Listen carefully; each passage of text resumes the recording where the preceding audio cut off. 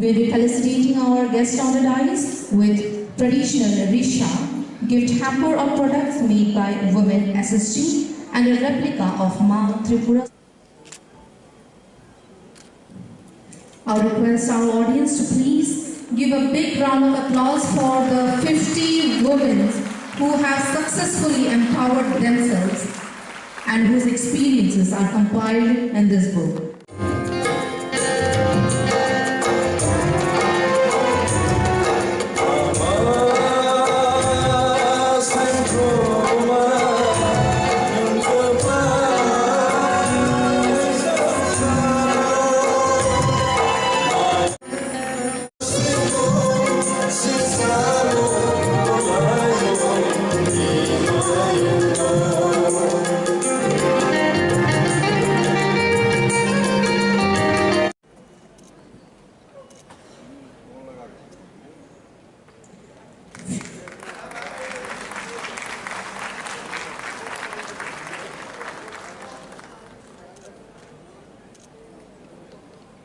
An entrepreneur and social worker who is working for the upliftment of women and children through entrepreneurship and skill-oriented programs and employment.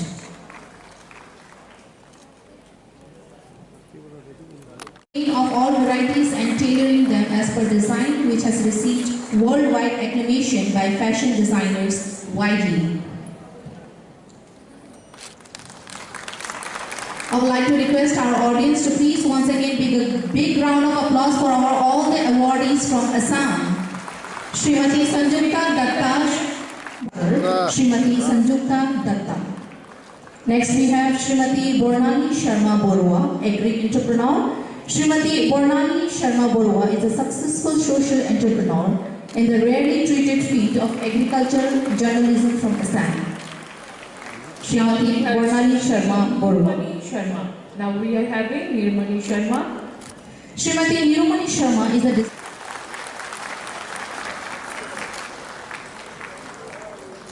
Srimati Shivani Das, Inspector in Charge, Sipahi Jala District.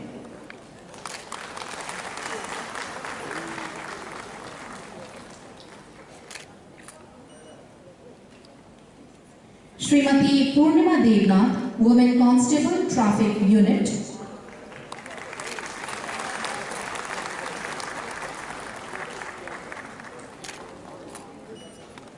Archana Devnath, Srimati Vanlal Chungi Molsom, PGT Dulubari Gate HS School. Srimati Shutapa Devnath, Telemora HS School, to come on the stage to receive their award.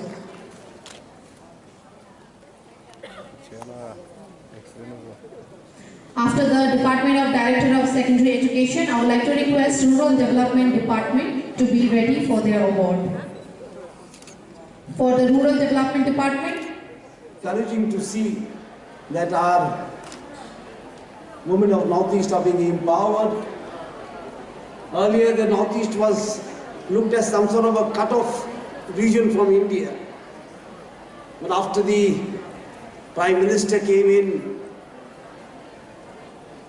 he changed the whole perspective of Northeast.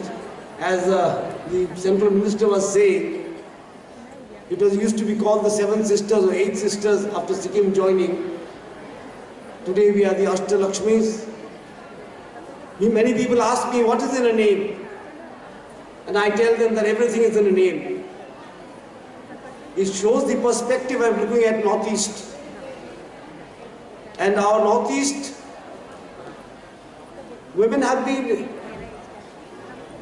empowered for a very long time. And even during the mythological time, the Northeast was part and parcel of the mainland. Today we are talking of mainland and periphery and Northeast in one corner. But when you look at our history, our mythologies, we will find that Rukmini was from Arunachal and Ulupi was from Ukhrul. Chitrangada was from Manipur. So there was always an integration with the Northeast and the mainland, the so-called mainland, as we say. We are also mainland. There's always been an integrative story in the Indian history or mythology or whatever you may say. After the partition of the country, somehow the Northeast was neglected and it was living in a, glorified isolation. But today things are changing because we find that whenever there is internal disturbance, uprising in the Northeast, the sufferers are mostly women. As the Minister of State was saying, the Prime Minister opened Jan Dhan Yojana. At that time, many people criticized us. What is this zero account? But today, 56% or 60% of the Jan Dhan Yojana are with women. It is the process of democratization of the banking system. I remember a few years, maybe a year back, there was a SHG meeting here in this very hall. And I was very... Just sitting in the market or selling something doesn't empower the women. Women empowerment means much more. It means making decisions, making changes, making impact in the society. The government of Tripura, when we came to power, we inherited only 4,000 SHGs. Today, as the minister was saying, we have 33,900 and something. Just in 3-4 years. We have bank Sakhis, we have Pashu Sakhis. This is an effort to involve women in all spheres of life. Women must become decision makers.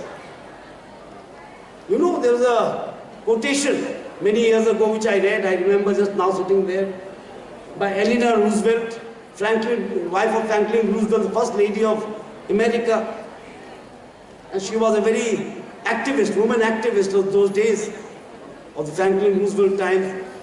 She said women are like tea bags. You put them in warm water and you see how strong they are. So she meant that in the time of crisis, it is women who stand up. When the family is in crisis, the mother stands up more than the father. When the society is in crisis, women stand up more. The first battle of independence, 1857, was fought by Rani of Jhansi, Lakshmi Bai Ji. That is what the first battle of independence is about. The revolt against the British first started, and we recognize it as the first battle of independence, led by Lakshmi Bai of Jhansi. And our Prime Minister has always said this, the Sabka Saath, Sabka Vikas means that we cannot leave 50% of the society behind and develop. That would neither be Sabka Saath, neither be Sabka Vikas. It would be Sarvanas. So leaving 50%, and he always stressed on it, SHG groups. He said, don't treat them as groups, don't treat them as some sort of, institution. They should be a movement. Whenever I met him, he has always told me the SHG is a movement. It must turn into a movement of empowerment of women. And she told us a story. She told us that earlier she was frightened to enter a bank. She was afraid to enter a bank because bank was only meant for the middle class and the rich class. We made her a bank Sakhi to help out the banking system of rural women. She says, earlier I was very scared to go into a bank and even talk to a clerk in the bank. After we made her a bank Sakhi, today she has her own table in the bank. The bank manager calls her for a cup of tea sometimes. This is where empowerment starts. When you start to lead, when you start to take decisions, when you become game changers. I heard the lady from Meghalaya speaking, Lakadong turmeric. I also take Lakadong turmeric. It's become so famous. I heard this lady from Assam speaking of bamboo jewelry. of designing eco-friendly jewelry, which is a very, noble effort. And the young lady from Mizoram, I could see in the way she spoke, she wants to make a change. She wants to lead. She wants to make an impact.